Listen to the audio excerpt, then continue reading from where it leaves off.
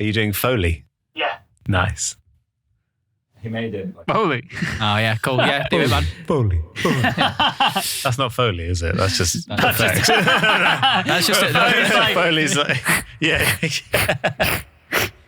Packets. You're now the voice of Foley. Like. The voice of Foley. Hello, and welcome to another take. My name's Marcus, this is Luke. Hello. And the guest appeal for this episode, we've got Dan Moyler. Thanks for coming, Dan. Hi, Dan. Good to have you here. Good to be here. So we'll be discussing Dan's favourite topics, techniques, all that kind of stuff, and just having a big old chat about the industry and what Dan does best, make hit records. Oh, yeah. Start. How do you make a hit record? So, Tell us. Windows. All right, sounds good? Yep. All right then, let's go. Let us know a little bit like where you came from, where you went through, and Yeah. how you ended up sat in that chair. In this chair. So I guess like so many people, I started out playing in bands and stuff, and that was my like route into music. And then band started making like EPs and stuff, and we went into Olympic and we went into like strong rooms to record, and I was like, this is the bit that I like. That can't be a bad band if you were going into Olympic and Strong Room. Oh, it was a bad band. No, we weren't that bad. But like lugging my amp around like grotty London venues, I was like, that's the bit I don't like. Yeah. And so, yeah, just wanted desperately to get into studios. So then kind of went through Psalm. I had to apply twice to Psalm. For the night position. For the night position. That's where Nice. everyone kind of started, wasn't it? Everyone You go starts through. on night reception, yeah. It was amazing. There's this amazing manager, Julie Bateman, who needs a shout out because she kind of like kicked off my whatever you call this career. But so when you applied for Psalm Basing Street, they give you this little test, this like assistance test, which is kind of got like really simple questions like, how would you record a bass guitar? And then it's got ones like, can you explain the Nyquist theory to me? And then it had other kind of complicated questions, and most of them I was like, no. I like realised how little I knew, and then kind of walked out knowing that I had failed the tests. And the engineer literally marked it in front of me. Oh my God. Oh, This guy was just walking through the corridor. I remember this, and he just sat and he went, no, yes, no. Like that. Like a driving test. Oh my God. It was quite hardcore.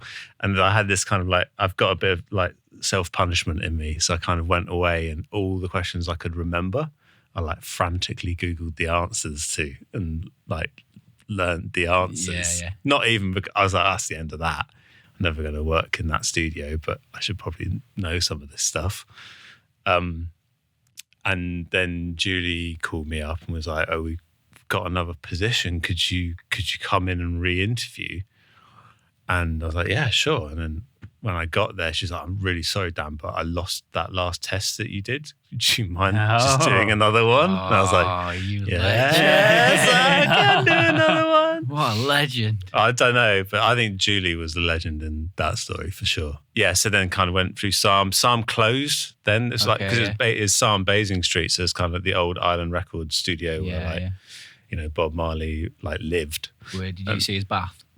I had a shower in his bath shower. Nice. Yeah, he had this kind of like massive bath shower hot tub In the studio? thing in the flat above the studio. Oh, nice. Yeah, it was obviously built for more than one person to be in there at any given time, but I was in there on my own.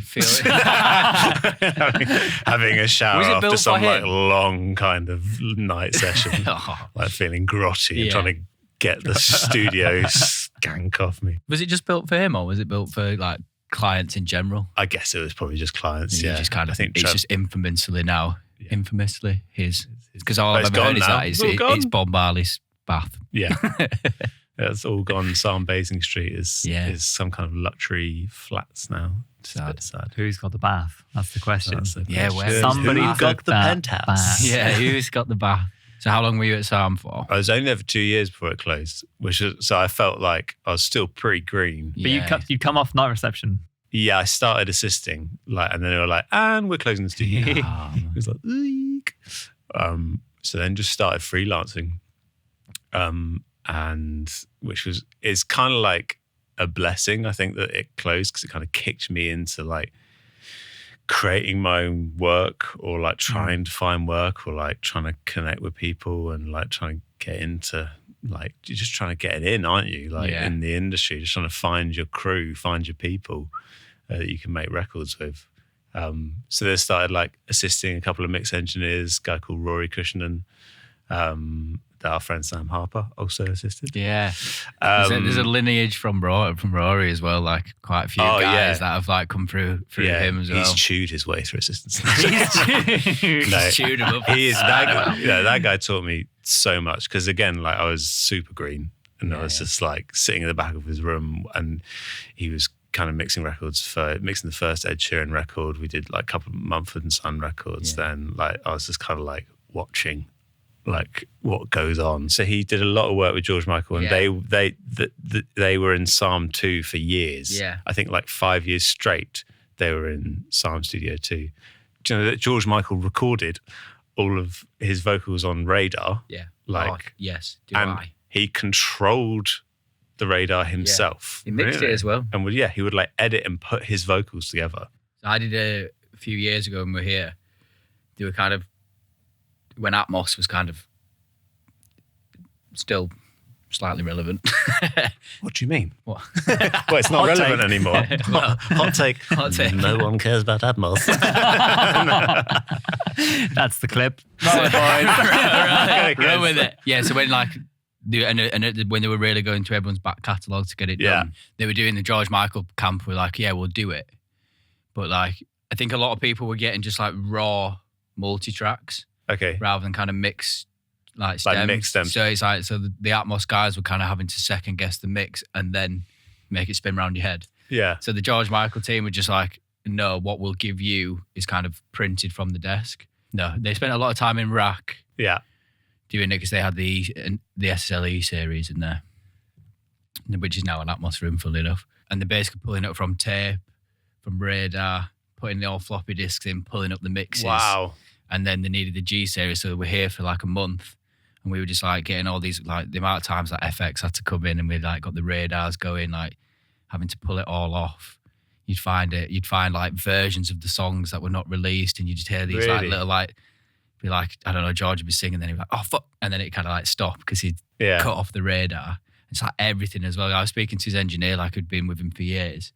It's like pulling up these mixes, like I'm not kidding, like everything on the SSL was like 12K, bang, like everything. Really? Just like, I was like, did you ever like after he left, did you just, I don't know, like tone it down a little bit? And he was like, no, who am I to like tell George Michael who smashed all these massive records to change that? But like, pulling it all up, going through all his old Radar sessions, it was, and then went up to his like office, his house.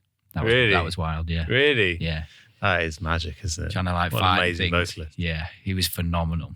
Like, listening back, we did a lot of the live stuff, and I think we did one of the later albums because all the earlier albums were on an E series. Right. That's a G. Man, so going through that on the SSL. Oh man, that was punishment at Psalm, because if you're doing the night reception, you'd sometimes have to. That was part of the role. Yeah, it's like you just recall this mix. Like I recalled a whole mix in Studio 3 once to turn a tambourine down. Kid you not. We're mental. That is wild. I don't miss that. Yeah. I don't miss that. Yeah, because I was working with a client recently, and he was like, oh, like, why are you not? And I was looking through his session. I was like, oh, it'll be like 33609 or whatever, like Shadow Hills. I was like, oh, so are these like UAD ones? He's like, no, these are all hardware inserts. Wow. He's like, I was like, what? And he was like, yeah, just love like all the analog stuff. He's like, oh, do you not use it when you're mixing? I was like, no, I'm not pulling all that up to turn down a tambourine. No. He's crazy. It's fun. I'd love to do more of like hardware mixing and like mixing on desks, but you've got to have an artist and a label that are on that wavelength, because you've got to be able to sign it off. Exactly. Which is that's the trouble, really, isn't it? It's the coming back in. Doing it at the day is cool. Well, that would be how much would that cost to turn that tambourine down? Yeah. I mean, I was probably earning about $5.50 an hour. So yeah, you earn a lot. So 550. So every episode we get a new coffee from somewhere local, like a coffee roast or a shop. coffee shop. Marcus usually picks Purple it up. sticker means unusual. Oh, does it? Where do you get this from? That same place as last time that I can't remember the name of. It's down by Clissold Park. Oh yeah, There yeah. are all sorts of beans. Yeah. That's a good little plug there. Yeah. You've done that. Shall I tell you the notes that you should have been getting? Tell me the notes. Blackberry jam. Were you getting blackberry jam? I'm getting something. Do you want to tell me what you were There's some getting? more in there. There's a tiny bit if you want it. No blackberry jam. I got like strawberry. That's not on the list. No, no, you didn't. You tell him. I kind of. Yeah, I'm getting a lot of coffee. Smell the beans. They smell Smell good. the beans. I have to It's be quite honest. fruity. It's quite fruity. I'm not getting the. I love coffee. Cool, they do smell nice. But on a session, I'm a tea guy. Yeah. Ooh. A big all tea day long? guy. You Yeah, start all with day long. teas. I Like forgot the teas. constant teas. There was an assistant that used to work at this studio where we are today that made the worst cup of tea that I've Are you going to drop a name? ever tasted. Like, I'm not going to do it. But there was like literally as if this person hated tea and hated This the is gonna person be they were so bad if it's me or you. Like, I was like, so it got to the point where I was, you go and make your own tea. So I was just like, Do you want a cup of tea? Oh, no, no, thanks. I don't. I'll go and make my own tea. But they're doing fantastic bigger things now. So maybe maybe you shouldn't be too good at the job you don't want. Yeah. Right. It's like dress for the job you want when you Yeah. go to that interview. Yeah. There you go. Yeah, a good cup of tea is important. How do you on a feel session. about flavoured teas?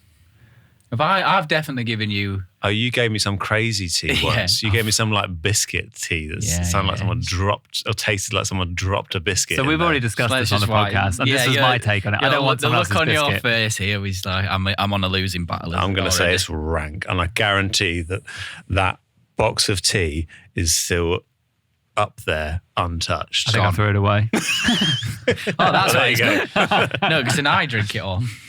Some people not like into that. Don't mind a herbal tea. Good with that. Turmeric tea. Well, Some so of those they've done recently, it's quite nice. they've done a caramel biscuit one. No. Jam on toast. No. This is excellent news. I knew it would be. Have you found anyone that supports this opinion? Me. Oh, Yeah. Jay. Yes. There's a few people that I think a bit of a clip of it went a bit mad. A few people were like, yeah, biscuit tea. Why can't you just have a tea and a biscuit? Right?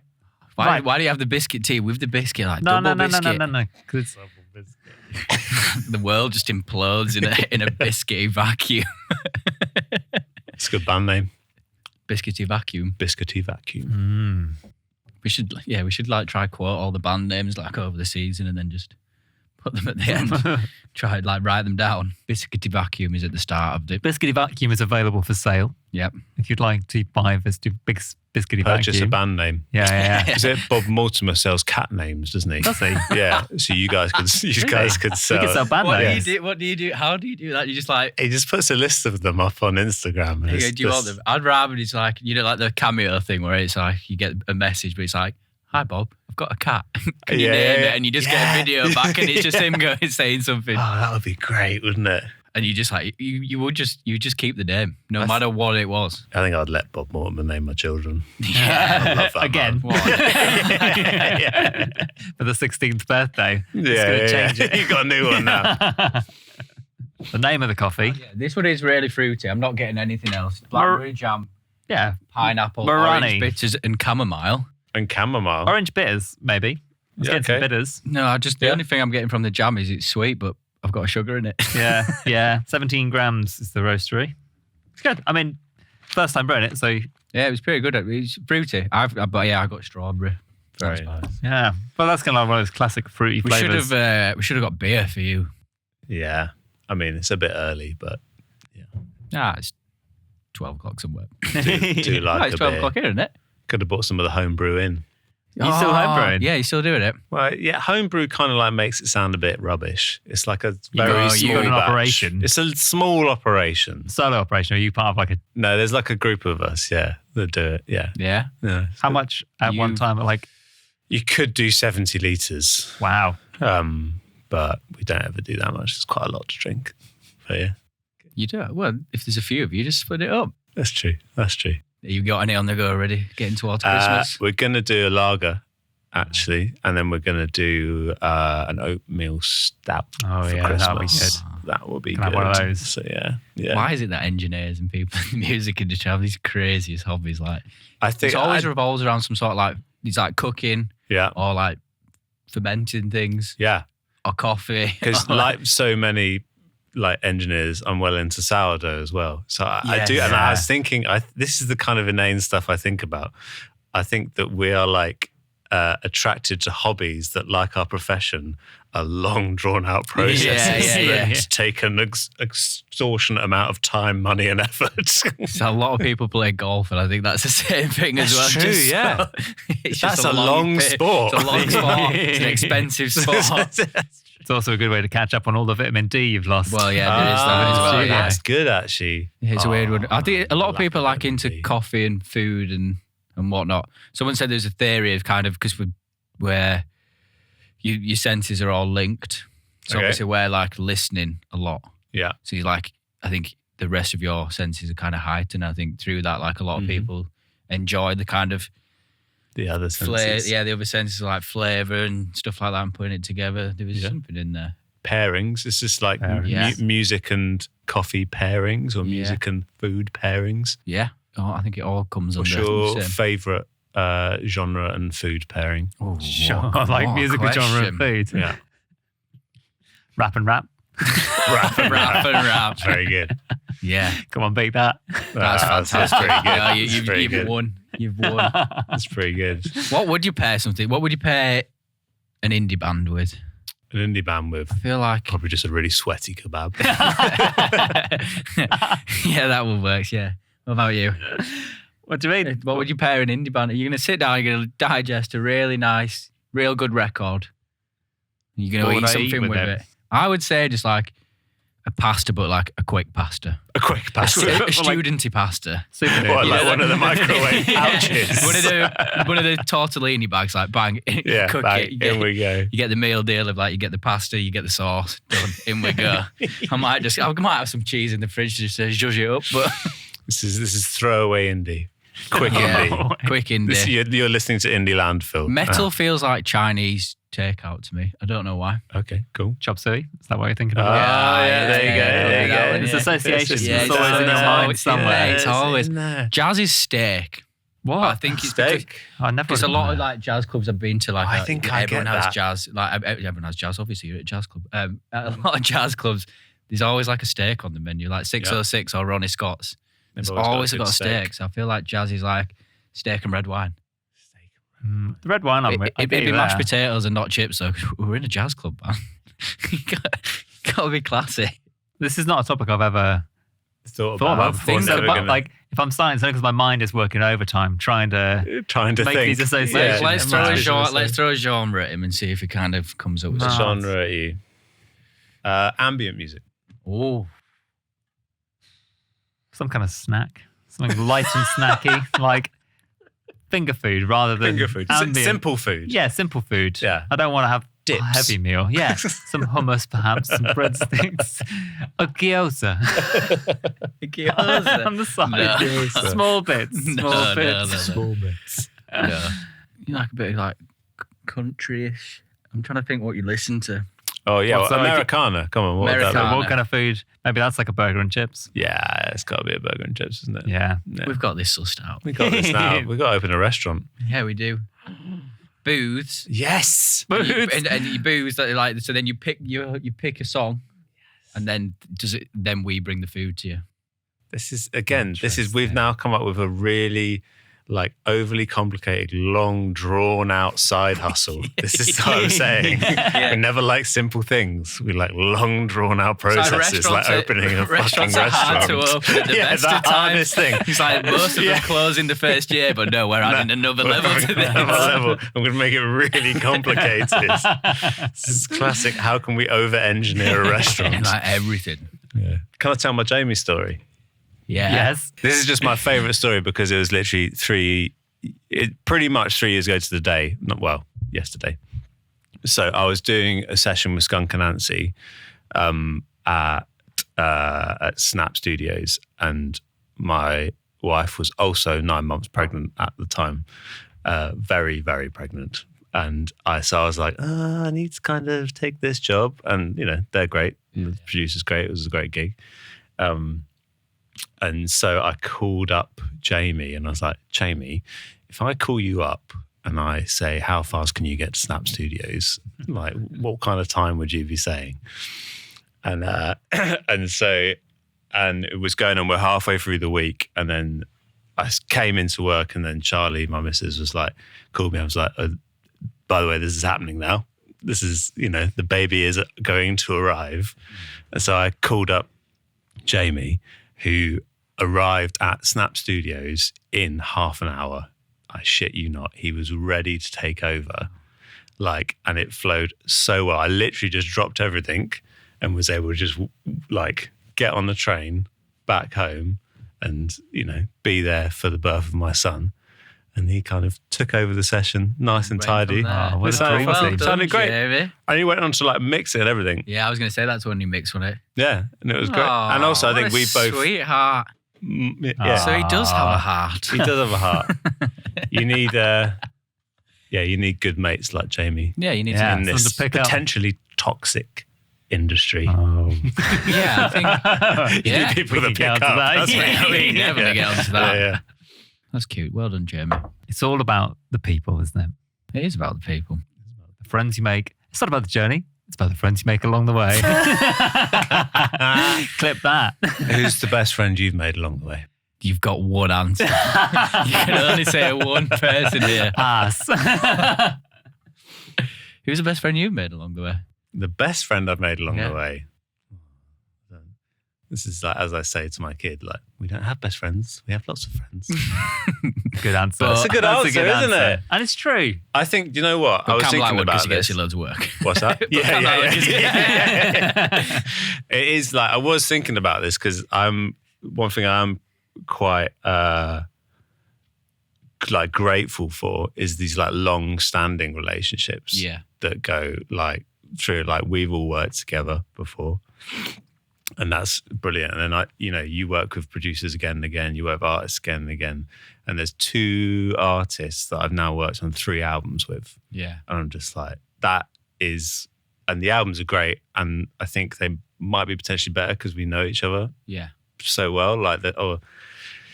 There's been progression there. But that is something that I'm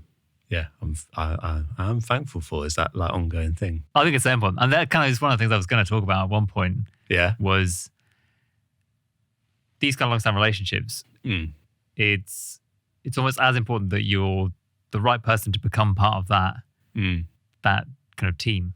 Yeah. It doesn't matter whether you might not, or you are an amazing engineer, but it doesn't matter if it's necessarily the person who is the technical best person engineer-wise. Which I'm definitely not. we can argue about that, but I think it's more important that you're the right person for that particular gig. The right person in the room. Yeah. Yeah.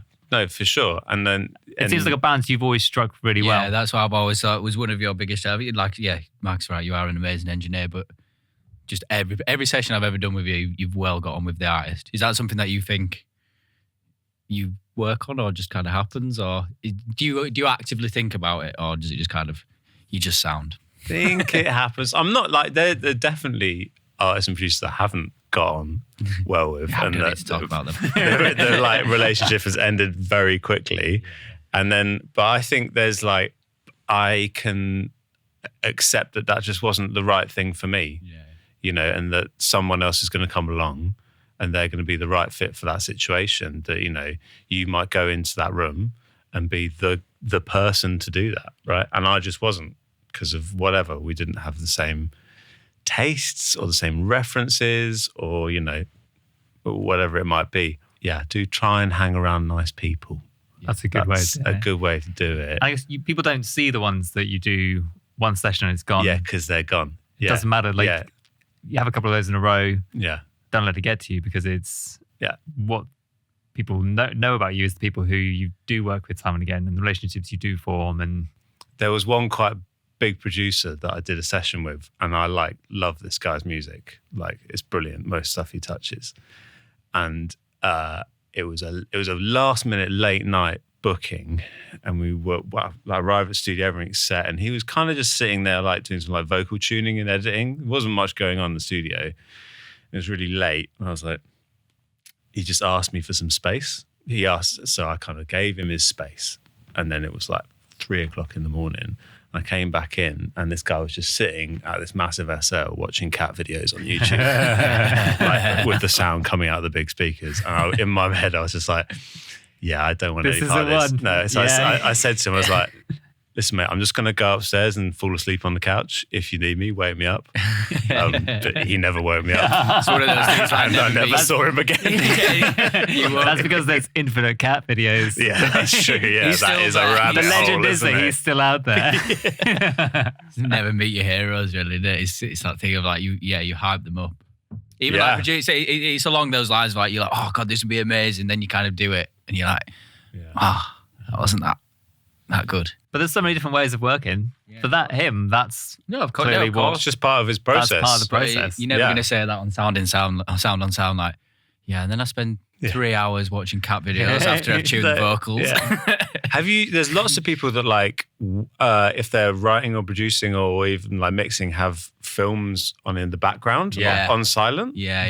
Have you done that? I don't have the ability to do it, but I like trying the to concept. do it. Yeah. I've got a few friends that do that. I'm trying to work my way to it. But I've got a friend who watches like hiking videos, so like it looks like you're going through the hills while he's kind of on Pro Tools. I think I would just get distracted. I'm very distractible. You need something kind of vague enough that, like, I had somebody who, this was back at Artillery when it was like the SL mixing. Right.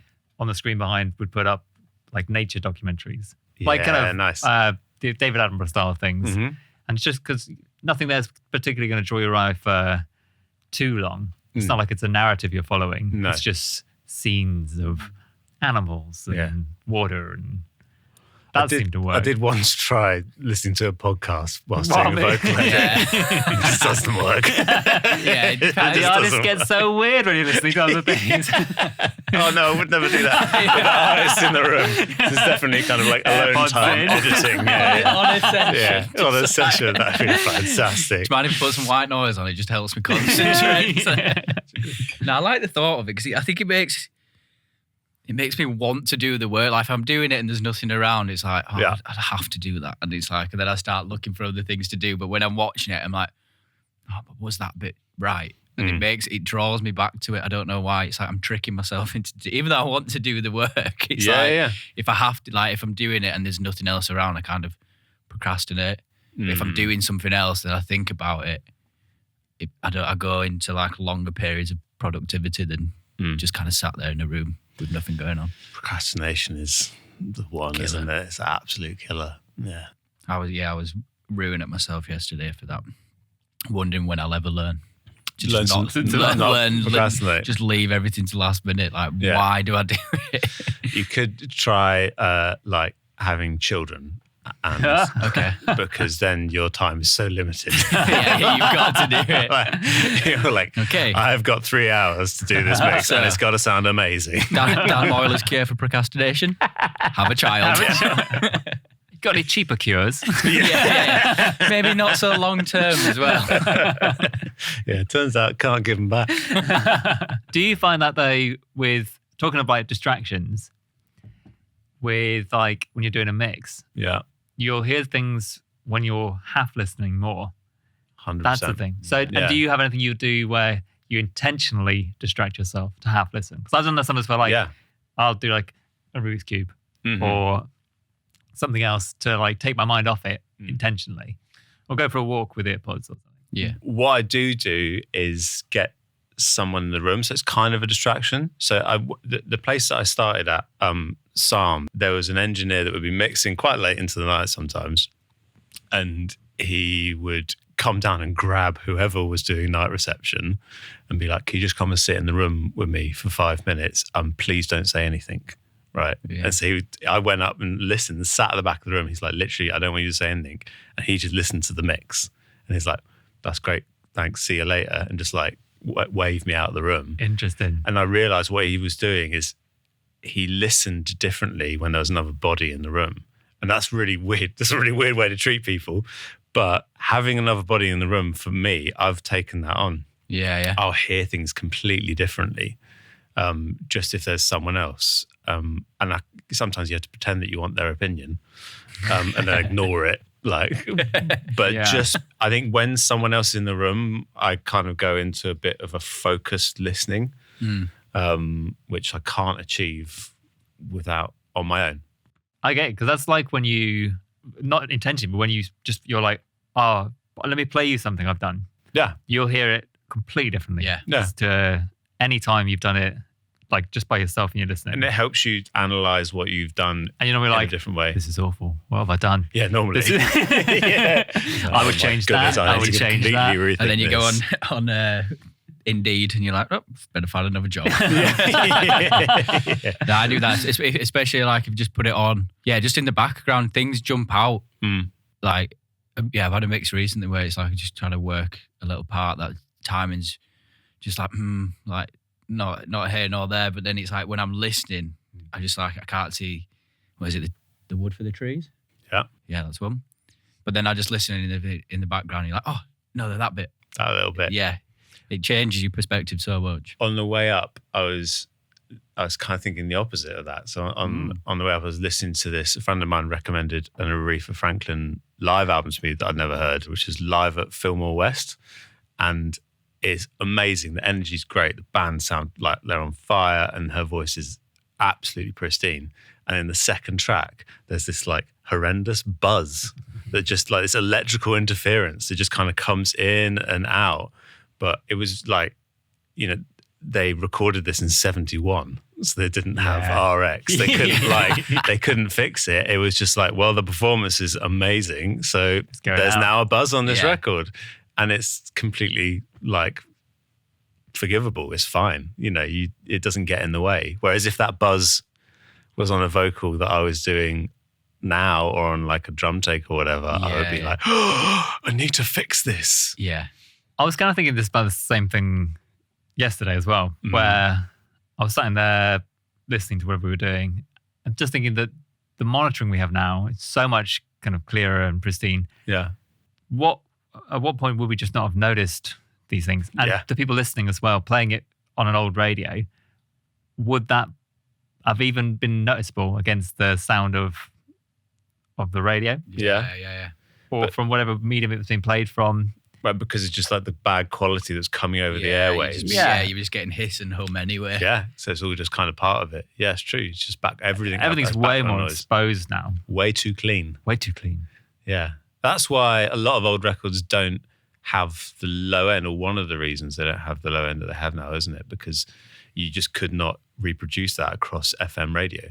It just like below, I don't know what it would be, maybe like 80 hertz, just like, nah, you're not getting that, I guess that's where the kind of Auratone small speaker thing was useful. Loved those guys.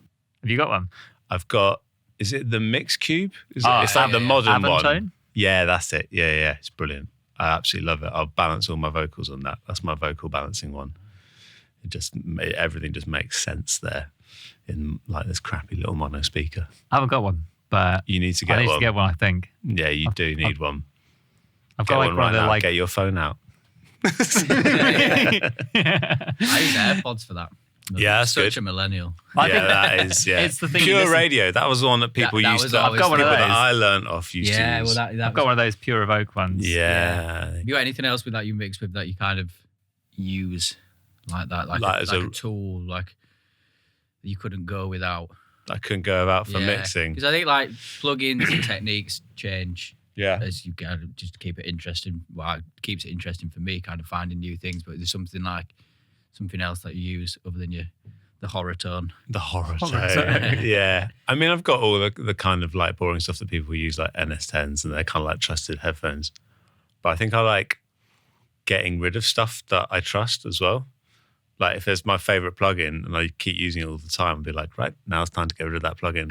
Okay, Interesting. Because otherwise you fall into this trap of just doing the same thing over and over and over again and putting the same like methodology.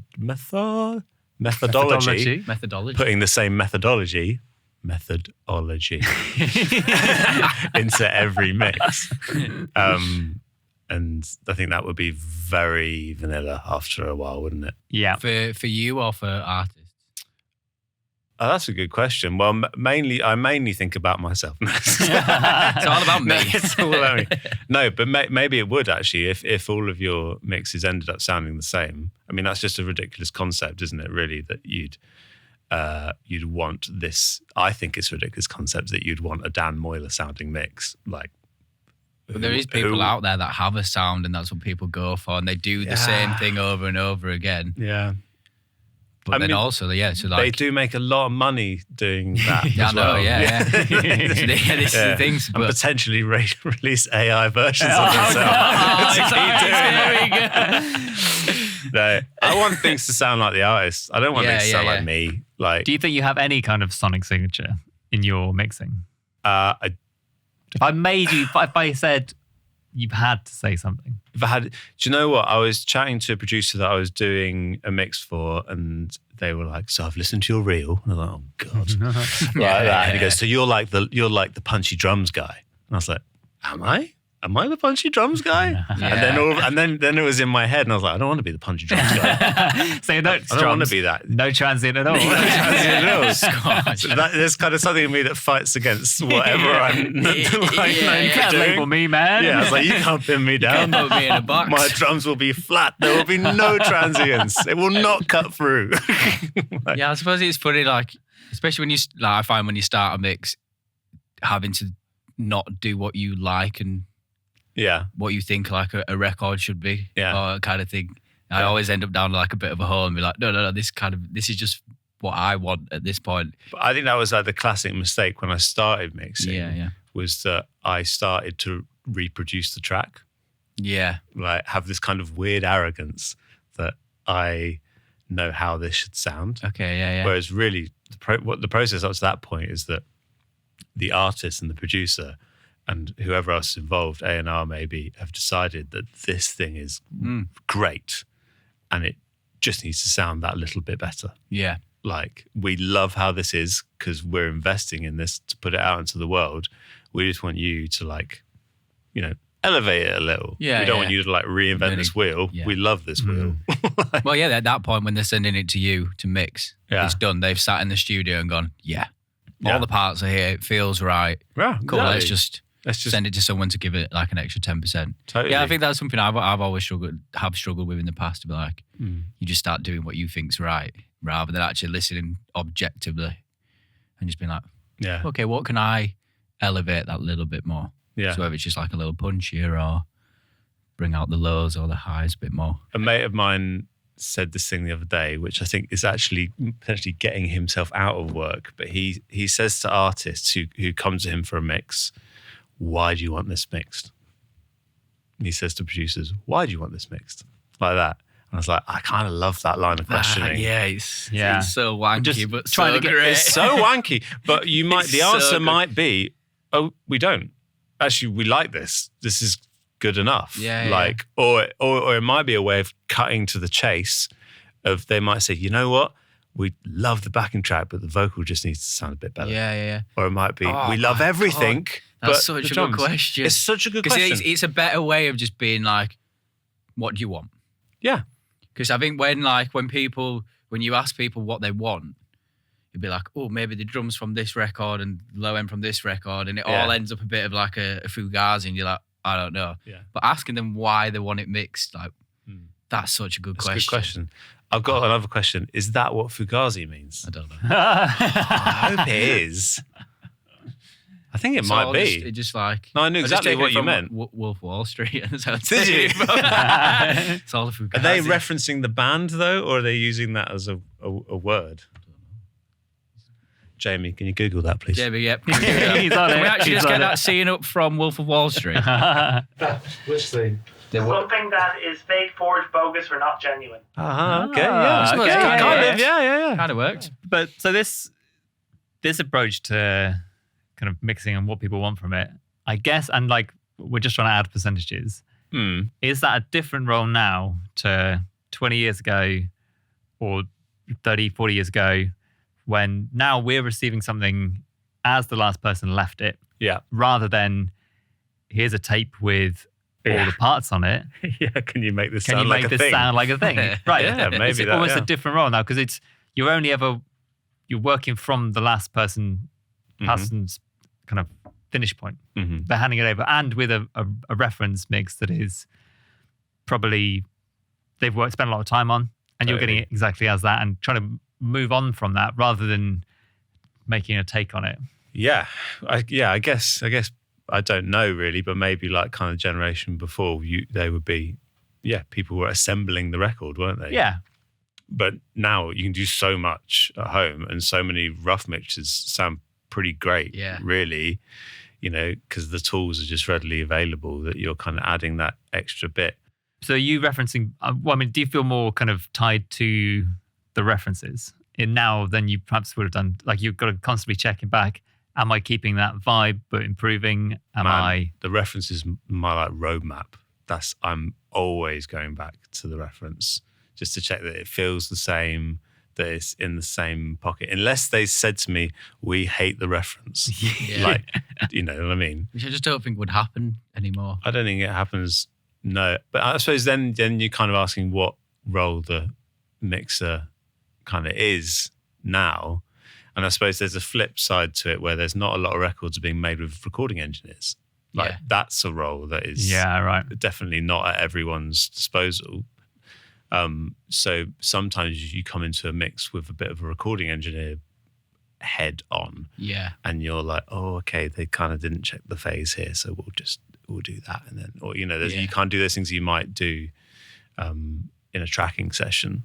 Like, so it's a strange one, isn't it? It's a weird skill set. They're all just forever evolving roles, aren't they? Kind of all of them. And I never really thought about it like that. But for sure, the amount of people that I speak to, they would like producers working with big artists, like how much they struggle to get a studio to do drums. So it just ends up like in their small studio or something like that, like with an engineer.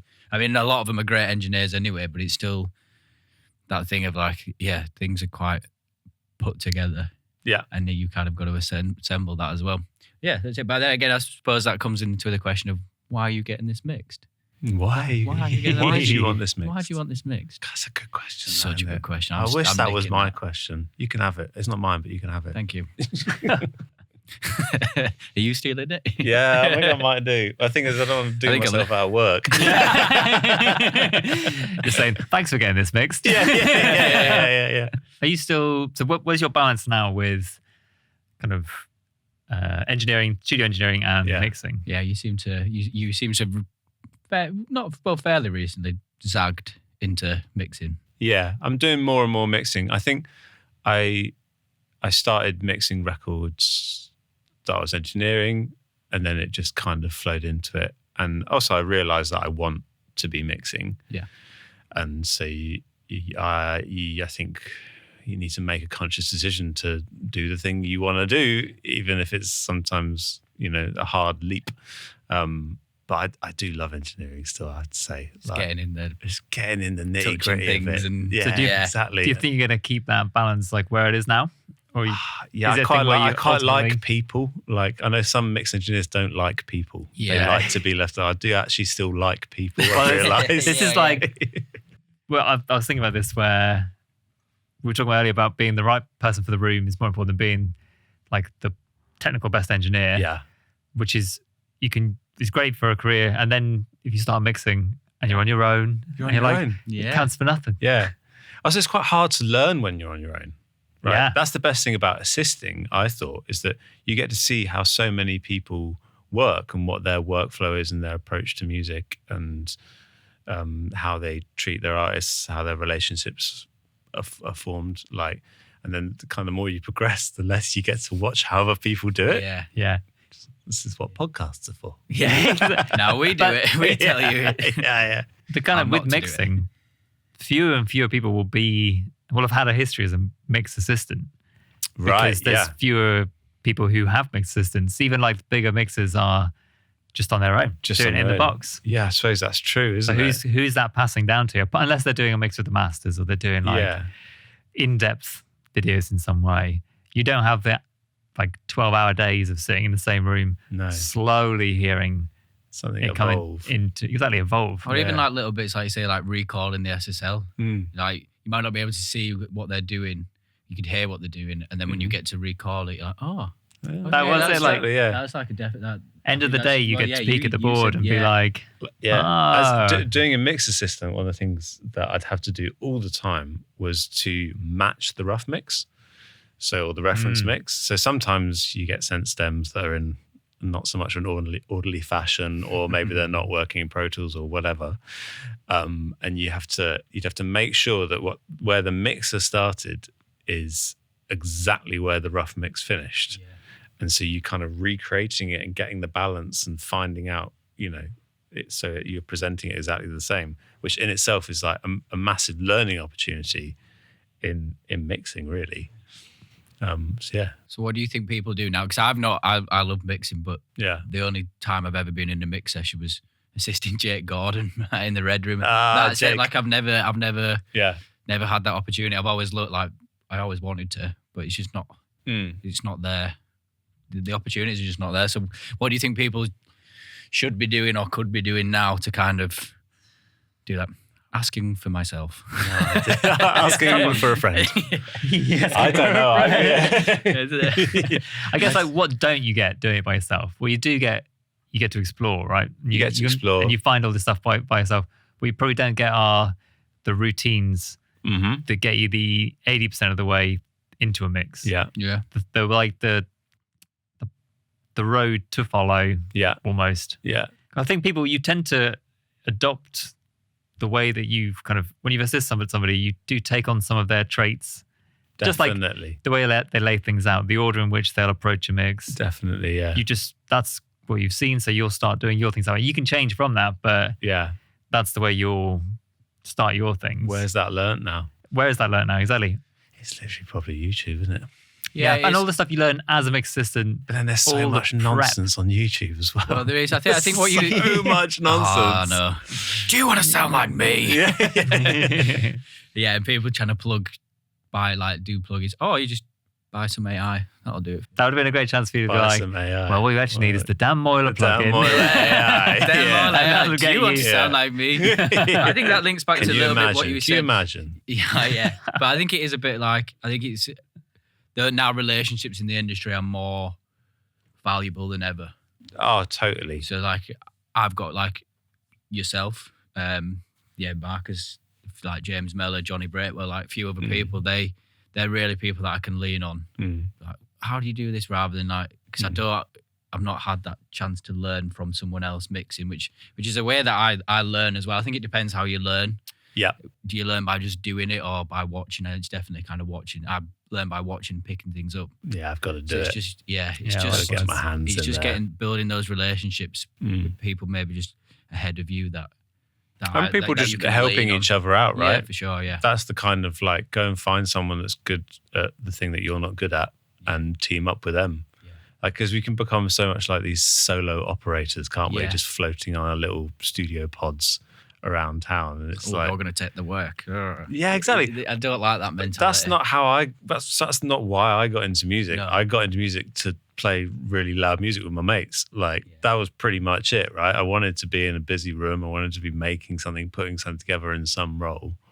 And so the idea that I'm now in this little pod kind of like beavering away on mixes and edits is like, I don't think this is what I signed up for. Which is why, like, it's a good question about the balance of like engineering and stuff. And so I was like doing a bit of production work last week, And I walked away from that day with like, I was just like, endorphins were like on fire. I was like, this is great. It was like great musicians everywhere. The artist was cool. It was just like, it kind of like fires me up. It's like, and then when I get that hit, now I can go away and mix away. You can lock the door for 3 weeks. 3 weeks. You just need to go and get that. Yeah. No, I think that's so. The people hit. The people hit. yeah. People endorphins. No, I think you're so right. I think it's just when you're in a session and it's like even more like for me more than like the music. It's like you just sit in the room, people are creating something, everyone's getting along, having a laugh. Yeah. Just look around, it's like, how's this a job? This is just and that means more. And then it comes out and everyone's just as equally proud of it. You're like, oh yeah, man, totally. We smashed this. It is. That's what it is for me. More, I love release day. I love release day. I get so excited. Whatever my role has been in the album, I get so excited for release day. It's like, yes, we've birthed something into the world. People can listen. Like you've been sat on that for maybe like a year, and it's like now it's finally out. Like, can't wait to show up for it. Like, be like, you'll love this song. Yeah, and they'll be like, yeah, I like the old stuff. Yeah, I like the old stuff. Oh, you mean the one I didn't do? Yeah, exactly. Cheers, mate. Cheers. You're saying like Marcus was saying. I mean, no, you were saying about you taking things away from people. Have you in your process stolen? Well, yeah, I think that's what it is. Things stolen. Is there anything in your process that you have stolen? Is there anything in my process? Or is there a way that you like? Yeah, what could you trace back to like anyone that you've seen in Sam or Rory or anything like that, or just like even the way you approach a mix, or even like could be your color coding. Have you stuck with someone's? I do need color coding, like just because I've got really bad eyes. So if everything in the session is blue, I'm just like, what? Like, there's a producer I work with. Send you anything to mix, he's coming all in blue. No. There's a producer I work with that doesn't really. Color coding doesn't bother him, right? Yeah. So it's just a lot of stuff ends up blue. And I'm like, I need colors. Because the words just blur into one from my like riddled dyslexic mind, right? So I need like a bright pink, like yellow. Oh, you're on like the vivid colors. Oh, you're at the top line of the color palette. I am a top liner, but I don't even have a system. They just need to be different colors. So I can just like gravitate towards them while I move around my session. It's not like bass has to be brown or black or whatever. I just need something to help me quickly. Because then what you're doing is so I'm enabling myself to kind of like zip around the session really quickly. Not Zag. Zip. I only zip. Zip around the session quickly and to make changes really quickly. And that whole if I have to spend like a short amount of time scrolling to find that tambourine. Yeah. It's just like I've lost a bit of momentum there in the flow of mixing. So, yeah. But have you gone so far? Have you gone the way of the folder? The folder? Are you a folder guy? I'm not a folder guy. No. I'm glad to hear it. I understand the logic, but I need to see everything. That's what I'm going towards folders. Oh, yeah. It's quite neat. Quick turn. Find a. I tell you what, instead of doing a folder, just print it all down to one stereo track. There you go. Done. How about mono? Why not? Well, yeah. Make it easier. I tracked a thing purely in mono the other day. Did you? It was great, That's cool. It was great. Yeah. It went all the way to mixed as mono. Yeah. Nothing was stereo. Nothing was panned at all. They just wanted a mono. So it was it needed to sound like an old school kind of reimagining of a reggae track, and they just wanted it all in mono. Like, great, cool. I like this. Yeah. So were you thinking about things differently? Would you say what would have changed? So you're recording it with that in mind. Yeah. Did you think it's got to be mono, so I can't do kind of stereo overheads, kind of stereo rooms? Yeah, it was like there's no point using fancy digital reverbs. We'll just use mono springs and maybe one side of a plate. It's just so you weren't kind limiting. Of you weren't still recording in stereo and then folding it down. You were mono, so one mic.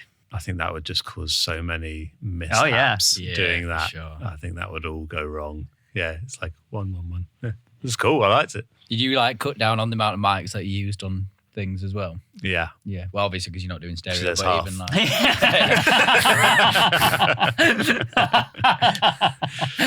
Yeah. Brilliant. No, I am one of those people that does put up way too many microphones on a drum setup. Something I have to say, but I won't use them all. I just want them there. Anything surprised you in the mono where you're like, I should have been recording that mono all along?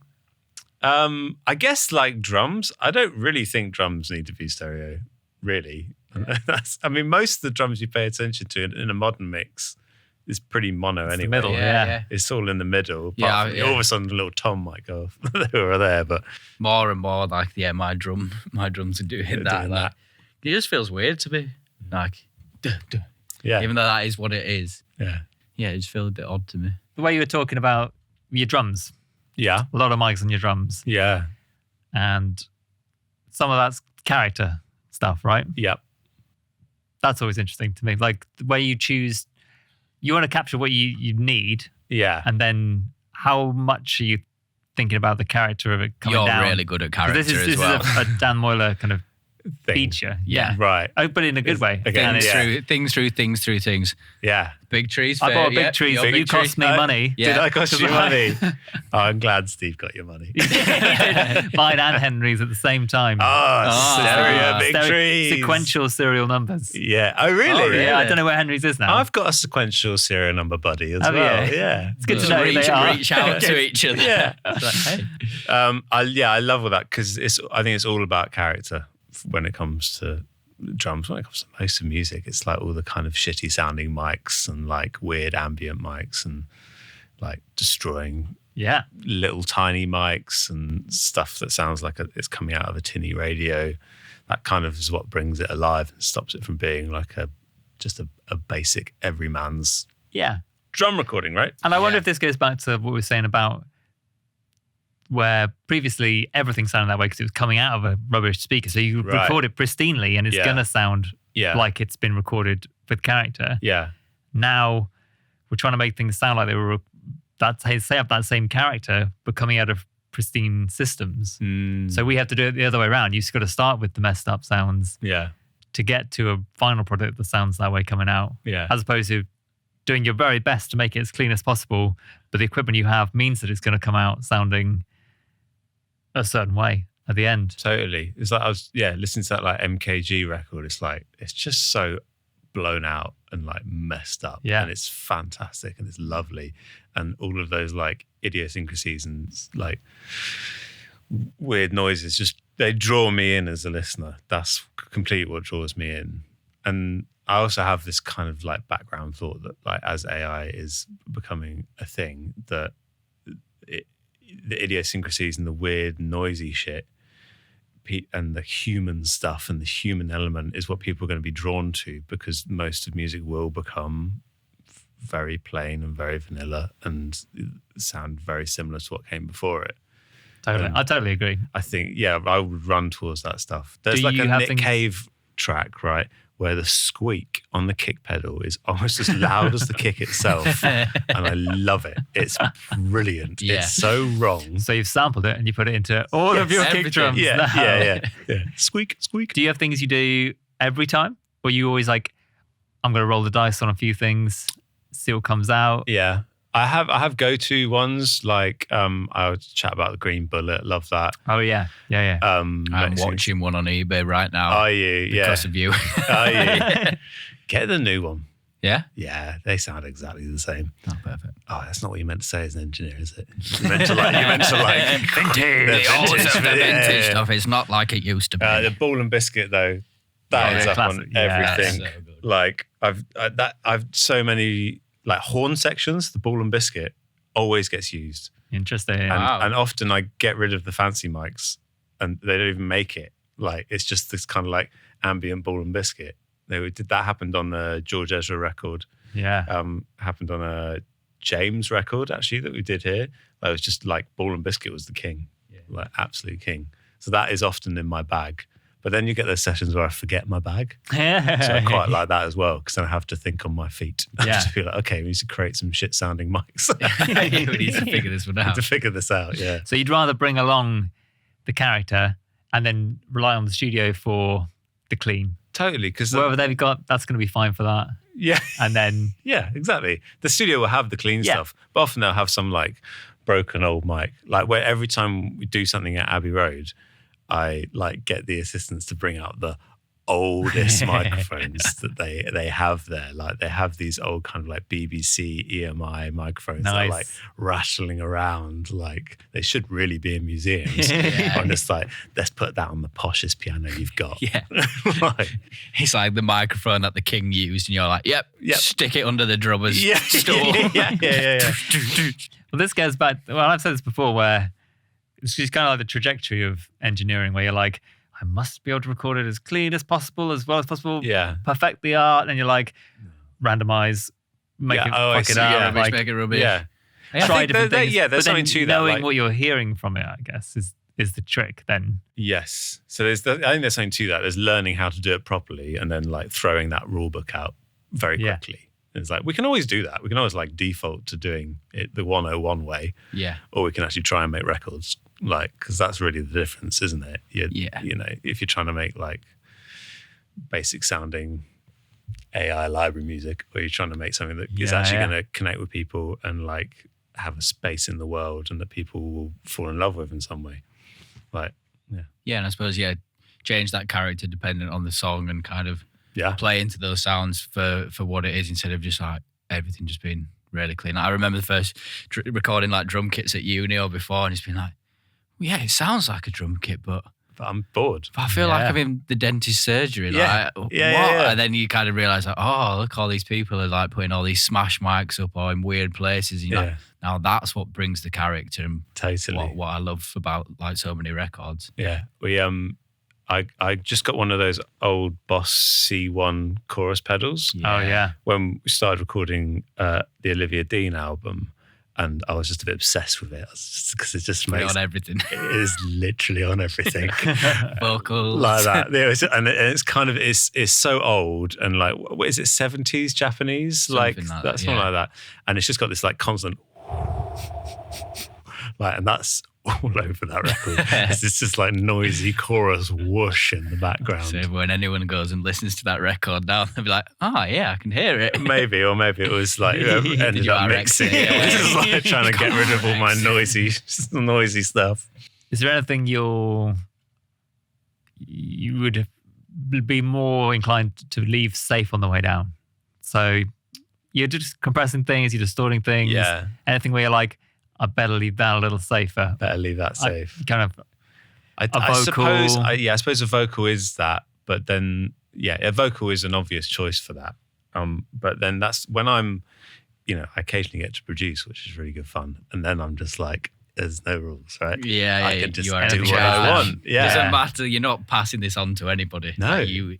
Yeah, just get the old wonky ribbon microphone and get them singing into that, and then it's like character. It's like it sounds like a thing. All of a sudden.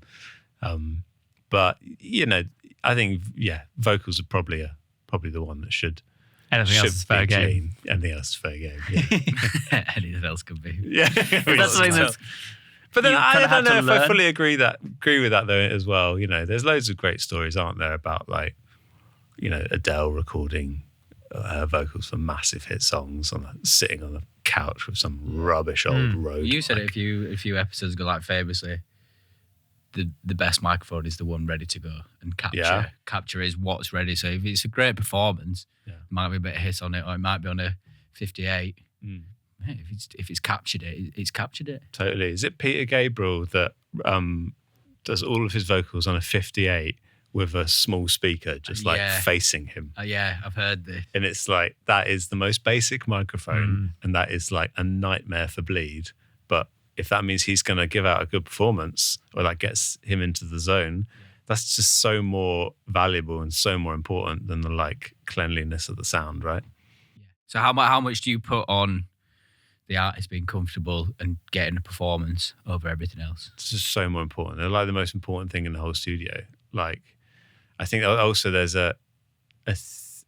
something I tried to do, particularly like early days assisting and engineering, is if something goes wrong in the studio, which happens all the time, equipment fails, right, and stuff happens, just don't put any of that anxiety about the session not flowing seamlessly onto the artist. They don't need your weird technical anxiety. Yeah. They're making their seminal debut record, right? They don't care if something's broken, really. I mean, some might, but just make them feel at ease and just go with the flow. Like if your favorite mic is broken halfway through a session, that's all right. Swap it out for whatever's available. And also that might be about quick changes. All right, let's just grab whatever's available and stick it on that so that we can record the piano because we need to get it down. So keeping the artist like engaged, and if you're like, oh, I'm sorry, I'm gonna have to spend 3 hours getting my drum sound. I did a little bit of work on Ben Howard record a couple of years ago, and he just had no patience for me getting a drum sound, and I was kind of like, part of me was like, oh, that's what I've got to do. I'm the engineer, right? And he's obviously sat through people doing that for hours on end, right? Made a few records now. He was just like, no, that's going to be fine. He's like, let's just go. Let's get tracking. Yeah. I was like, I kind of was like, yeah, okay, cool. Like, it's your record. Yeah. And that's fine. That's going to be a limitation of the sound, and that will probably make it more interesting. Yeah, I'm sure like he'll know where it's going to go after, what's going to happen to it. Yeah, I've had that I did doing some stuff on like the Picture This album, like recording drums here, and they were just like, yeah, cool, like it's fine. Let's just go. Let's just get this done. Yeah, it's like, oh, cool. That's like, okay. The first stroke on the canvas. You can then put everything else around that. If it's drums, presuming it's coming like early on. Yeah, it's funny, isn't it? How drums songs were done often actually. So that was another thing. That when I was doing the Picture This stuff, they were done. It was like, oh, we've written them. Now we're just putting live drums to them. Right. But they were just happy, just like, yeah, cool, done. Really, yeah, love it. I think once you got into it and you've done a few records, I think people really lose patience for. But Dan's the punchy drums guy. The drums guy, remember? Well, they punchy. said, no, I don't want to be the punchy drum guy. One day, I'd quite like to make like a pristine sounding record that sounds like super hi-fi and super posh. There's a band called the Blue Nile that were signed by a hi-fi company to make a pristine sounding record that would just sound like incredible on their systems, called the Blue Nile. And it's also a brilliant record in and of itself. But there's definitely like a part of me that would like to make my kind of a Blue Nile record at some point. It's like, hi-fi. How far would you go? Like point to point? Are you going to like put the preamps in the room? Oh, yeah. Like, going to say, what does that look like? What are you going to do? The pool used to be point to point. Yeah, right. Because I think was it Mark Rankin that helped put that together? Was it Mark? And he started off as a mastering assistant. Right. Oh, so it's much more like... Yeah, which is all point to point. So that's kind of the way he thought, right? And so the pool was designed like that. Gradually it's become not that for some obvious kind of flow reasons. But maybe that's it. Maybe we should do it. Can we do that? Yeah. I'm down. Let's do it. Yeah? Push that hole in the wall. What would you have to do then? So it'd be like ringing up Neumann and being like, I need the newest 87s you've just made. Yeah, it would all be that, possible. I need the cleanest XLRs. Like DPAs. Would you go that deep? No, I'm already bored when you start talking about it. I don't think I would. You said new, you said clean. Maybe what I'm actually saying is I want to go back to the 80s and record the Blue Nile. Okay. Yeah, fair enough. Well, we're glad we've helped you with that. Yeah. The cleanest record possible to tape. Yeah. So that's what we're doing with drums. You obviously get the character things going on. Are you doing that when you're mixing? Are you like recreating things like that in the box? Are you running things out? If somebody sends you something to mix and it hasn't got these kind of character options that you think will add to it, you kind of bring it in later on. Yeah. You got little things that you're... Yeah, you reamping, you outboarding, or you purely in the box? It's a lot in the box, not going to lie. Reamping is definitely a thing, but normally to make it sound kind of worse. Like not to kind of like recreate a guitar sound. Like, I do like using hardware reverbs, mainly springs. Like I've got a Pioneer spring set up at the moment that I use quite a lot.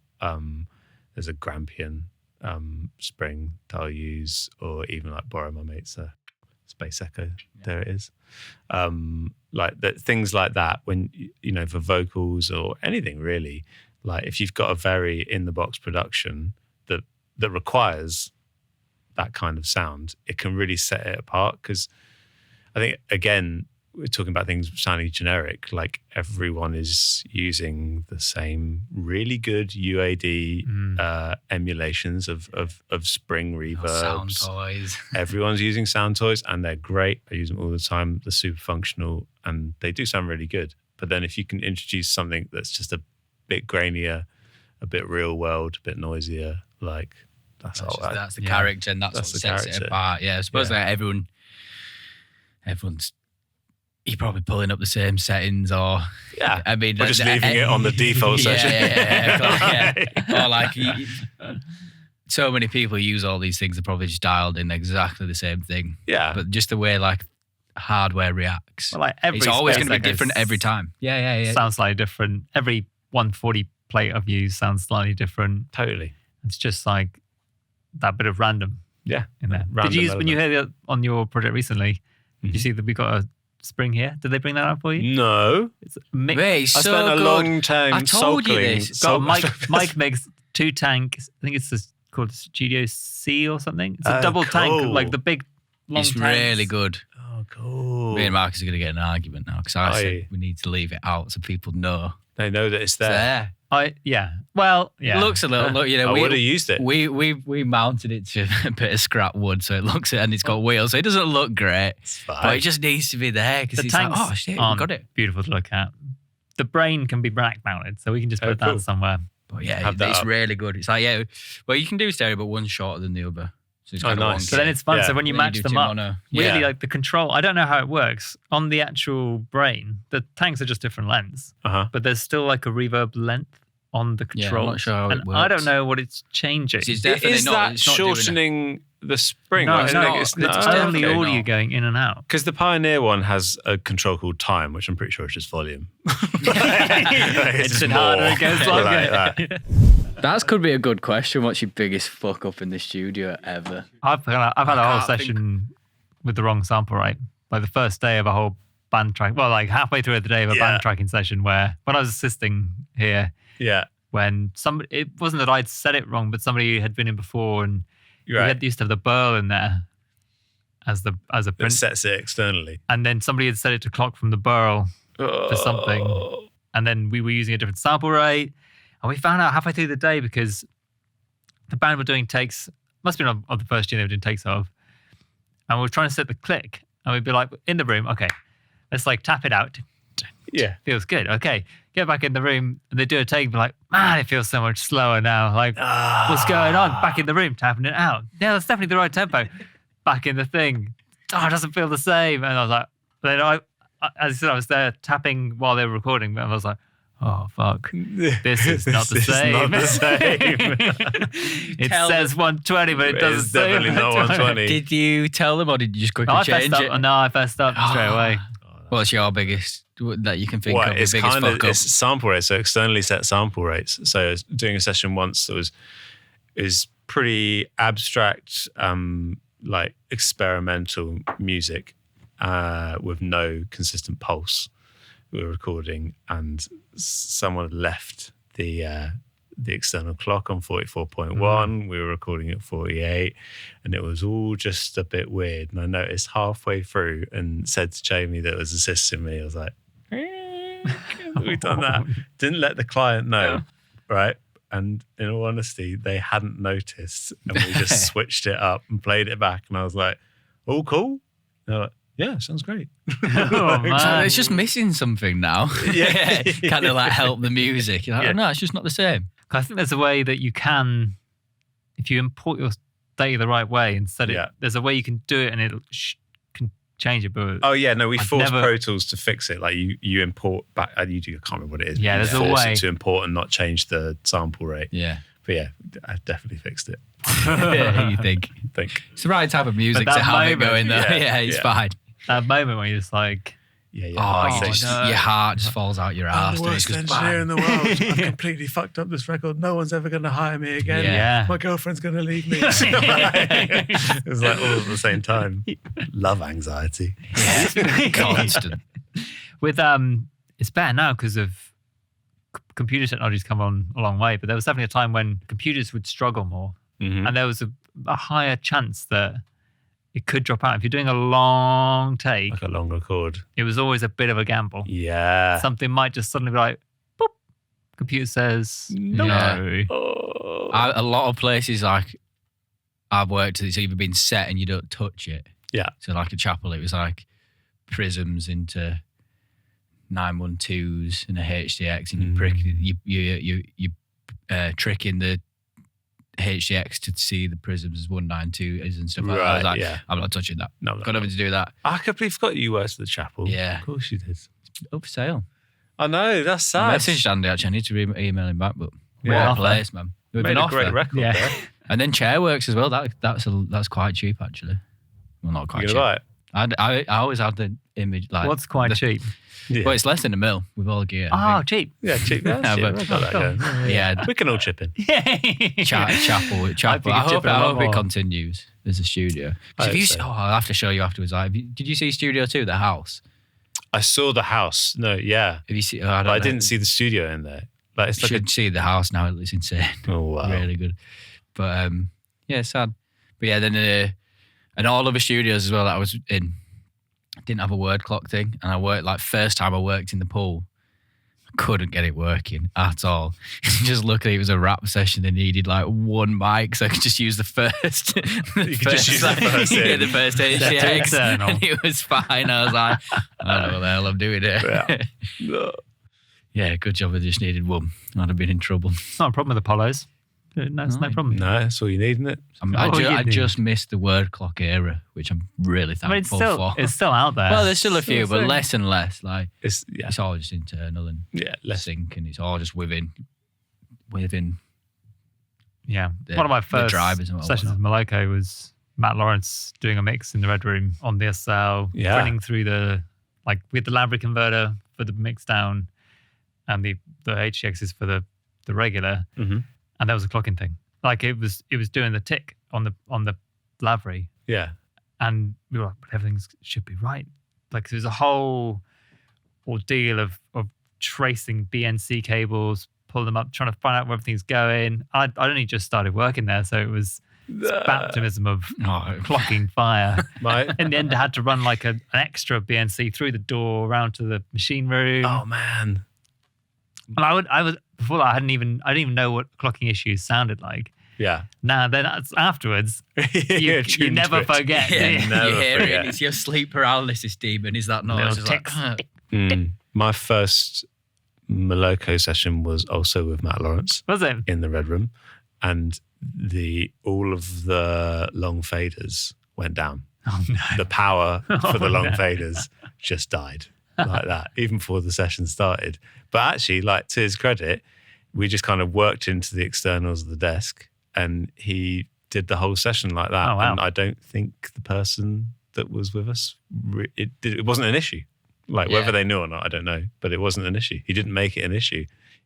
Exactly like you're saying. yeah. The technical issue doesn't get in the way. Doesn't get in the way. No, we're here to do a job. Afterwards, you can turn around and be like, What the? Yeah, exactly. Yeah, but yeah, if you start kind of making a big deal about it there and then, you're ruining the flow of that person's session, right? yeah, Matt's great at that. I think That's good. well, but he's a great engineer as well, like yourself, and it's like there might be a problem, but you can get around it as well. There's always a way around it, unless the power's out.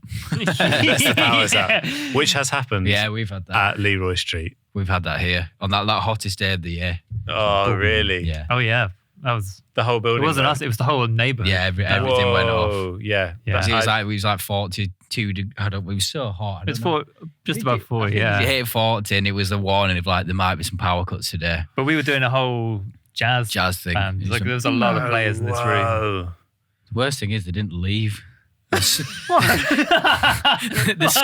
stuck around, and then the power came. I was like, "Oh, early finish." I'm sorry for the thing, but early finish. Stuck around, power came back on, made us carry on.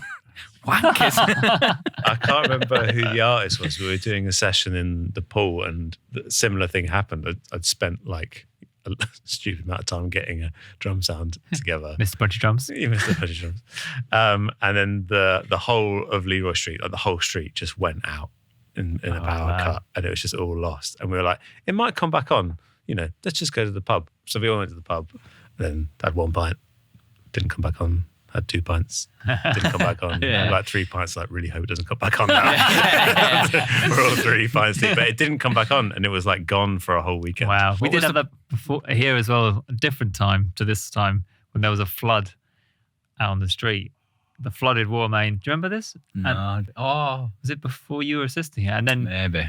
it just tripped the whole power. And it was, we had the water company put a generator out in the car park for us. Really? So we could run it into the 3-phase power. So for a day, I think we were running on that, but Was there any? it was wild. Was the noise bad? I don't know. Would a remember. generator be? I don't know if a generator. I think it was all right. I think it was Probably all right. cleaner than Completely the, isolated. Yeah. completely isolated power, right? Yeah, nobody no, else is using no it, yeah. hornsy hum. When we're doing the George Michael thing, like Mhm. the tech was in and out loads to kind of help us set up because recall and the computer stuff hadn't been used for so long. Mhm.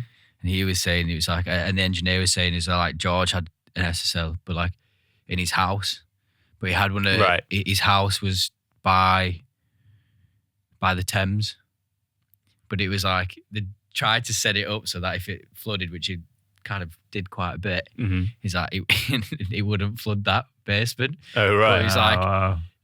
so they kind of sorted it all out, but there was like a tunnel, like a thing where all the cables went. Oh, no. And the machine room was like up one. Oh, no. He said like then the Thames flooded and it just all came down that tunnel and flooded it. I think I think he said Jules Holland's got that SSL now. But like George fixed it. But he's like, it happened. Like, Himself? yeah, no, George, the tech George. Right. He'd be such a legend. He Sure, can, yeah, he can, he's like he can tracking his own perform, he can vocals. sing, Yeah, he yeah. can Cracking write, chords. he can mix. He's a tech. God, What this a guy was guy. a legend. Yeah. He fixed it, but he said like he couldn't get insurance for it anymore because he was like, it happened twice, and I'm like, no, we're for not the doing studio? this. Yeah, he's Yeah, like, no yeah, doubt. we're not doing this, mate. No, Sorry. I'm not doing that. Yeah, floods must be the worst. Remember, a few happened in Leeds as well. Just Well, if you got a house by that's the got to be Thames, the that's- worst. But just a flood in the studio is probably the worst thing that could. Possibly. happen. I don't know how they do it, 'cause in real world, it's the control room sunk into the pond. They're just playing with fire. right. at that It's point. I mean, it's like lined with lead, that building, so it's well built, but it's quite amazing to see like the Swan kind of go past eye level. That's nice. Yeah. Which room's that? Real world, the main room. The big room. yeah, Yeah, yeah, yeah. I've never been. Yeah, it's nice. What's your favourite studio? My favourite studio. Yeah, there you go around. Well, when you're like, oh, we're going there, you're like, yes. Been to some Yeah. nice ones. Yeah, where's the most like, I don't know, what's the craziest one that you've ever been to, or where you're like, oh my God, that was an experience. Go to Black Bay Studios Oh, in- the one right up in Scotland. on the Harris and Lewis. Who were you doing a record? I remember you being there. Yeah, we did a record with Banners Yeah. up there. And that place is just incredible. Like, it's an incredible room. They built an incredible space. Like, acoustically, it sounds great. But it's like you fly into Glasgow, then into Stornoway, and then you drive out of Stornoway to the coast of this island. Like, it's literally, there's nothing there. Wow. It's on this whole kind of like crab fishing bay. And it's just amazing. Like, there's eagles that come and land outside the control room window. We just went out one night after tracking, and the Northern Lights were out, like, Nice. doing their thing. Noticing a theme with you though. Birds outside control room windows. Birds outside control room windows. Swans, yeah. Eagles. Yeah. Where's my bird? Ducks. I just get pigeons outside my wall. Do you like residential or? Well, now you've got a family, I suppose, but I do. Makes it Yeah, I harder. do like a residential. Yeah. All the more. Get Even more. lions. Yeah. No, it is a great like time to go and do residential and just be like in that zone with the artist and producer and whoever else, like kind of just making a record. There's nothing quite like that. You do go a little stir crazy, Yeah. but it's all kind of part of it. Yeah. What's the dream amount of time? 3 weeks? Somebody says. Yeah, I think go- I've never done more than 3 weeks. I think I Yeah. did a month once, and I was like, maybe it wasn't the easiest record in the world, and that was like, Yeah. that was a lot. People used to like Chopper used to book like 3 months at a time. That's mental. And that is in the like that is kind of That's in the middle of There's not even nowhere. a pub anywhere. There's got to be anymore. a pub nearby. No, you have to drive to like the next village. It's essential to have a pub near a studio. One thing in your studio you can't live without. What's one thing in my studio I cannot live without? Yeah, one thing. One thing. Don't say speakers. I was gonna sound. I got a window. Apart from essential gear, a window. I thought that would be your answer. I know, I've seen your studio, and that, I think it's my window. Beautiful. I've spent a lot of time in windowless rooms, and now I have a very big window, which is probably not the best for acoustics, but I quite honestly don't care. Yeah. Like, it keeps me sane. Yeah. Like daylight, Pigeons. Yeah, pigeons, vitamin D. Just like there's a tree outside. Like I can see it. Just you see the world. You're not world. locked in. Yeah, I know that I exist with other people, Yeah. not on That's my good. own. Yeah, my window. I do like my window. It's a nice window. It's big. I've seen it. Yeah, It's nice. Yeah. It's a lovely window. come see my window. I'll come see your window. I look forward to it. Best piece of advice or tip that you got from someone else? I like this one. It's a thinker there, isn't it? Yeah, It is it a really thinker. is. You can give me a second. Don't fuck it up. This is a really hard tip, but I think it has kept me sane, especially early days, is never sleep in the studio.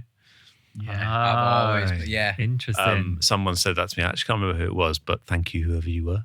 Because sometimes you do really late sessions, and then sometimes you've literally got like 4 hours until the next session starts. That happens when you're assisting, doing back-to-back stuff. Or you've got to do a massive set down and a massive like set up for the next session. But like however few hours you get in your own bed, get out of there. Yeah, I had that years ago assisting. It was like me and Ben Loveland were like assisting. And like we were both on sessions. It was supposed to be like half day night sessions, and they both ran over to like full days. Yeah. Mine finished a little bit before Ben's, and it was like, I think I had 2.5 hours to be back in, and that was at Leroy Street, and I lived in Ealing as well.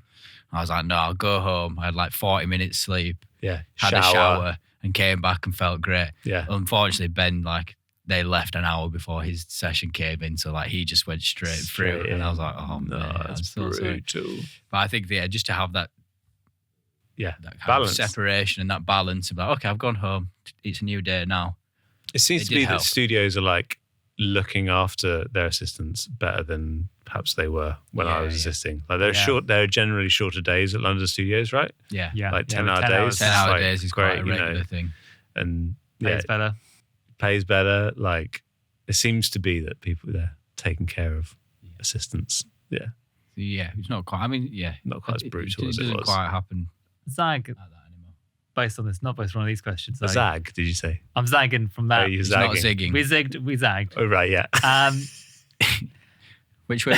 Which way's which? Well, anyway. No. Come Let's not get caught up in my directions. So there. you've ruined your flow. Anyway, you've ruined my flow. Zag again.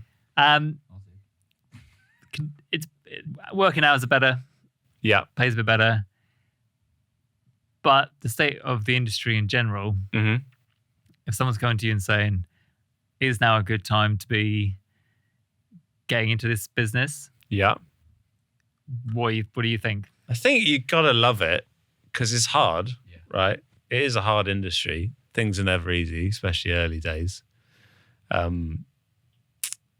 Yeah, if you love music, you got to do it, haven't you? Really? Yeah. Sometimes it's not an option. It seems like a less structured job than maybe it was 20 years ago, where you could Yeah. come in and you could climb a ladder. Yeah, You know, you start at the very bottom and you kind of yeah. go through roles that kind of exist. Mm-hmm. You know, running in. But then, an argument to that is maybe that structure doesn't exist. I think you're right, but maybe that is better. Maybe being It's released freer. from that structure means that you're freer. Means that you don't have to jump through the hoops and loops to get to where you want to go.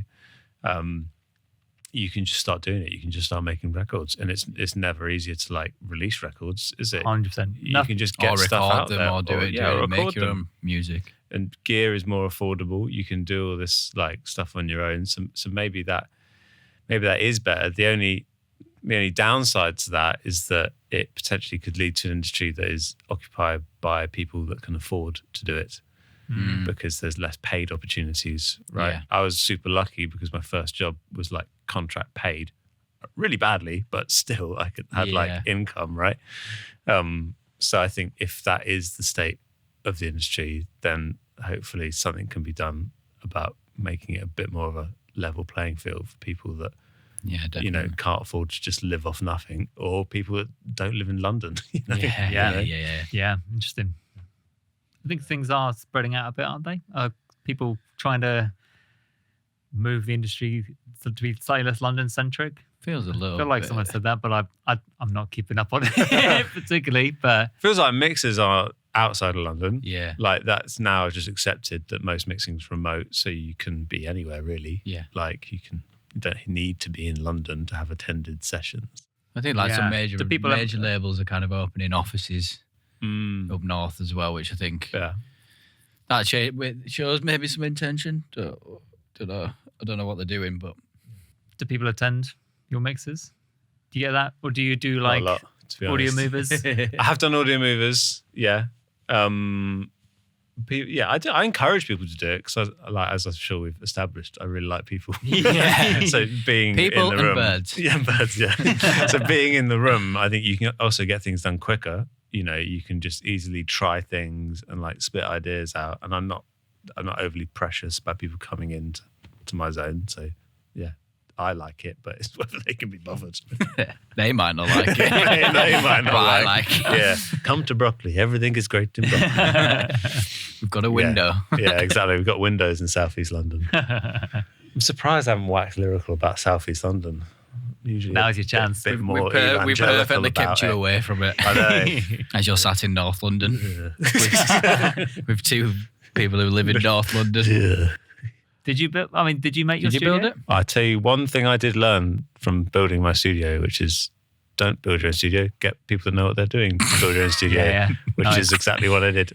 I didn't build it. Yeah, I sat there kind of going, put that there, do that there, do that there. Was it a studio before? Or- So, I mean, this is quite. Someone was building studio complexes and a studio complex, and I was lucky enough to they wanted me to have a room. I wanted a room, so being the first person in there, I could kind of have a little bit of say in how it was. Pick the best room with the best window, like put Johnny in the closet. put Johnny in the closet. To be fair, is Johnny in the same building? Yeah. Johnny Aye. Breaker was in the same building as me. Yeah. So, yeah. and then there's another guy, Toby Tripp, who's next door. I actually picked the smallest room because it had the best window. Yeah. I was just like, You've got it kind of pretty much all down that one side, haven't you? Yeah. God, Whereas this Johnny's is window's like getting at a the lot of back. airtime, isn't it? Well, I think And we'll put a picture of the window up. what a window. I mean, it's funny that like people think about, I don't know, gear and acoustics and all that stuff, Yeah. where like you've harped on about this window,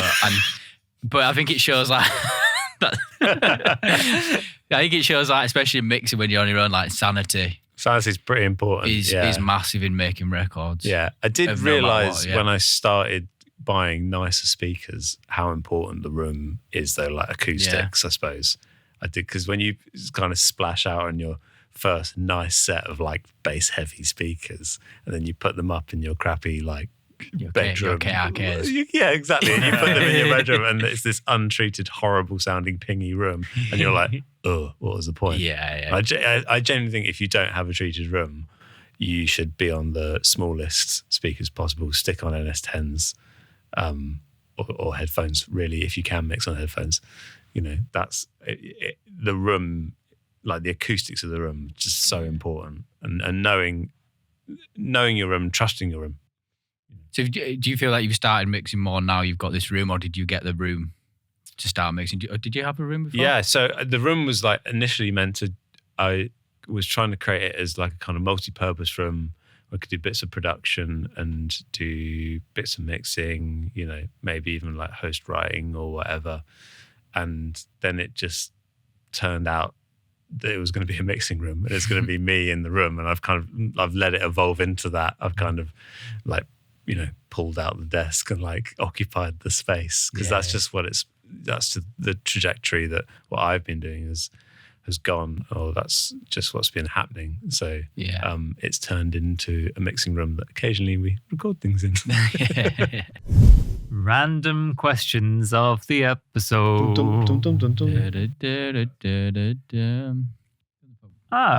Worst snack to eat over a console? When anything crumbly. Like one of those crumbly breakfast bars. What are they called? They like They Nature taste Valley. like cardboard. I feel like they're just all a crumbly. Greg's Yeah. sausage roll is going to be pretty Yeah, I'll say Hard it's work. I think generally any smelly food in the studio. Mm-hmm. Oh, yeah. And Unless you're all in it together. yeah, that's true. I've often had to like ask for permission to order the truffle oil thing. That's so fucking wanky, isn't it? Or like, if there's like pastor evangelists or whatever, they do like a truffle oil, and I'd be like, I really want to eat that. But you have to like, is everyone cool with this? And normally they're like, no, go to a basement, please. Yeah. Lock yourself in the Eat that on your toilet. own. Yeah. Eggs, boiled eggs, that's it. Oh, eggs. Some people really hate eggs. It's a bowl. I like eggs, but if someone pops open a Tupperware of boiled eggs, that is a bold move. Oh, yeah. Brave move. What about tea, Jamie? Jamie and tea in the studio don't mix. Jamie and Will you tea. stop bringing that up on the podcast? He's not got a cup of tea in there now, does he? I hope not. No, but I do have a whole fondue kit. Yeah. Oh, nice. Got a phone call from like... Best snack to eat in the studio, fondue. That'd be wild if you walked in and someone... Cheese or chocolate? Oh, yeah. Both. Oh, it depends on the time of day. Both. One on that side's cheese. Yes. chocolate. Double dipping. I think if you got the right console, you wouldn't even need like a candle or something. You just put it down. Yeah. It's going to melt An the cheese old and chocolate by cons. itself. Yeah. I don't know why I thought about this, but I'm just going to say it because that's where my mind works. Once worked in a room where there was a fish tank in the back. And, Oh, no. That is wild. and so we're mixing away, and it's like, oh no, what was I doing? I think I was just going to get some files or something from this place. They were shutting down. I was like getting these files, and there's a fish tank at the back, and I kind of asked the assistant, and what are those fish? They're quite big. And he just said, don't put your fingers in there. And I kid you not, this producer had a tank of piranhas at the back. Oh, of the no studio. way. That is so weird. What a naughty boy. What a naughty boy. Favourite hue light setting? Off. Yeah. Oh, of the yeah. day. Mood I lighting like up. all off. I Yeah. like all off. But then, as I've said, I'm really blind, so I need strong lights on the desk. Yeah. So yeah, everything else off, but strong lights on. Do you think about that when you're setting up a session? Mood lighting?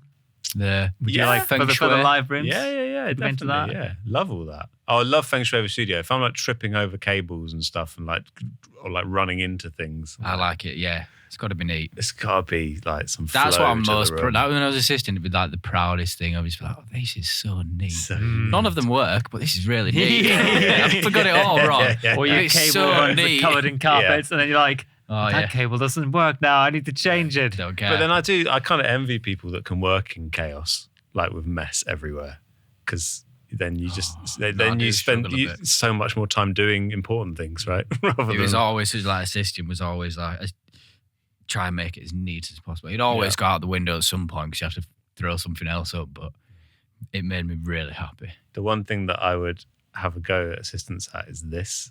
There's nothing more in the world that winds me up than tightly wrapped Oh, cables. tightly wrapped. This is Yeah. a top tip from this because I got shouted at and I remember it and I've never done it since. Who shouted at you? It was you. It was you, wasn't it? Never shouted at an No. assistant ever. I want to be able to like quickly move this microphone into the right position, like You're just getting tighter. without having to untie things. And you don't see it and you forget. Yeah, And it's just getting tighter and tighter and harder to move. And you're just like, keep So- it loose, But keep some it rap, loose down. keep it slack. some rap, not just like straight from the floor to the mic. You like a little bit of. No, I don't. Nah. I go straight down there. Use this thing. It's too That tight, is mate. wrapped for purpose. It's too tight. That's wrapped for purpose very well. But if we He's weren't been really doing a struggling to podcast, move it. yeah, We'll get someone else in for the getting the next right one. angles. Yeah, that top tip. Don't wrap your XLRs If you're too in a room tightly. with me, Yeah, if you're in with Dan, keep it loose. keep it loose. Best travelling meal on Uber Eats. This is a good question just in Oh, what, general. for me to eat in the back of an Uber Eats? what? You dated yourself there, Oh, man. Okay. of Uber Eats, right. Not one to eat in an Uber, right. Both questions. Is Deliveroo Both not a questions. thing? So what's the best? You're working on sponsorship here. Yeah.